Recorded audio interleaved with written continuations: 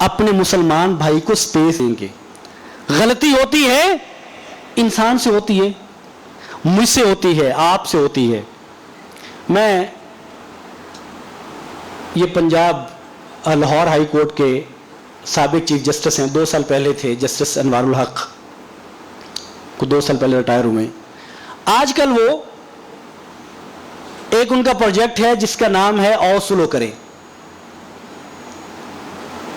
وہ ہمارے پاس وہاں آئے اور انہوں نے اس پروجیکٹ کے بارے میں ہمیں تفصیل بتائی.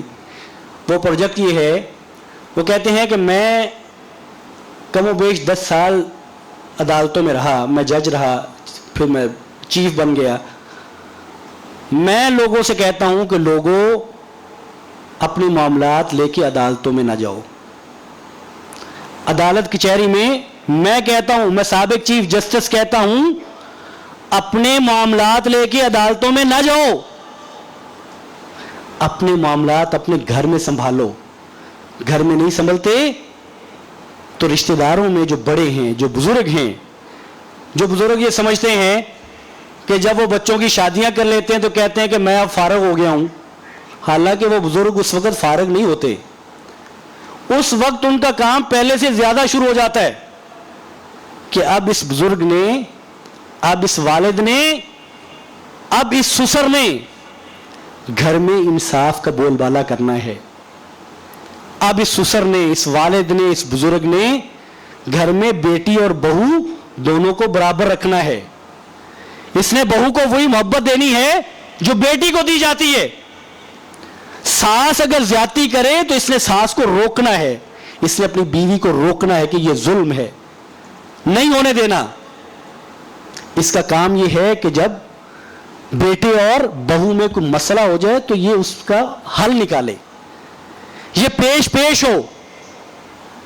اور نہ صرف اپنے گھر کا بلکہ اپنے رشتہ داروں میں, اپنے خاندان میں جہاں اس طرح کا مسئلہ ہو وہاں پہنچے, اس مسئلے کو حل کرے. یہ 2 خاندانوں کی لڑائی بن سکتی ہے. مسلمانوں میں اس سے نفرتیں پیدا ہوتی ہیں. یہ بھائی چارے اور اخوت کے منافی ہے.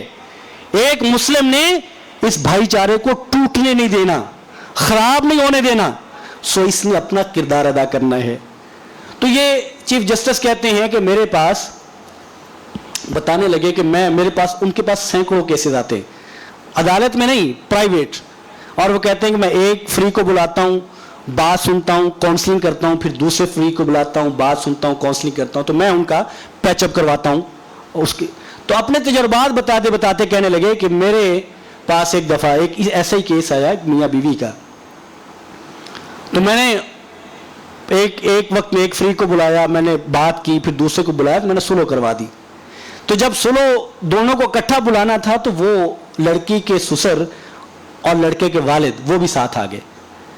تو جب میں نے کہا کہ میں آپ کی سلو کروا رہا ہوں تو وہ بزرگ کہنے لگے کہ یوں اپنے چہرے کی طرف اشارہ کرتے تھے اور کہتے تھے کہ میں نے سلو نہیں کرنی. اپنے چہرے کی طرف اشارہ کرتے اور کہتے کہ میں نے سلو نہیں کرنی.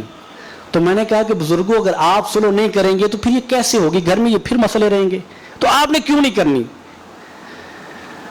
تو کہنے لگے کہ اس لیے نہیں کرنی کہ میری اس بہو نے, یہ میری بہنوں کے لیے ہے, یہ بیٹیوں کے لیے ہے.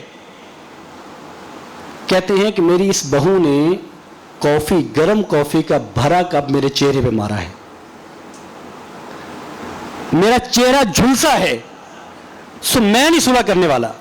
اب دیکھیں یہ بات درست ہے کہ اس طرح کی بدتمیزی بزرگوں سے, اس طرح کی گستاخی, یعنی جہاں ہماری بہنوں بیٹیوں کو یہ شکایت ہوتی ہے کہ ساس ہمیشہ میرے خلاف ہی جاتی ہے, نند ہمیشہ ہی میرے خلاف جاتی ہے, وہاں اس بہو اور بیٹی کو یہ سوچنا چاہیے کہ یہ بہو اور بیٹی جیسے اپنی والدہ کے ساتھ رویہ رکھتی ہے, والدہ سے غلطی ہو جائے تو پردہ ڈال دیتی ہے, والدہ کی برائی کو اچھائی بنا دیتی ہے, تو کیا یہ اپنی ساس کی برائی کو بھی اچھائی بناتی ہے؟ یہ اپنی ساس کے ساتھ والدہ والا رویہ ہے. سو کہتے ہیں کہ میں نے جو میں آپ کو بتانا چاہتا تھا, جس کے لیے میں نے یہ تمہید اور یہ پوری مثال دی. وہ بات یہ ہے, کہتے ہیں کہ میں نے کہا کہ آپ نماز پڑھتے ہیں؟ وہ کہتے ہیں میں نماز پڑھتا ہوں. میں نے کہا آپ اللہ سے دعا بھی مانگتے ہوں گے؟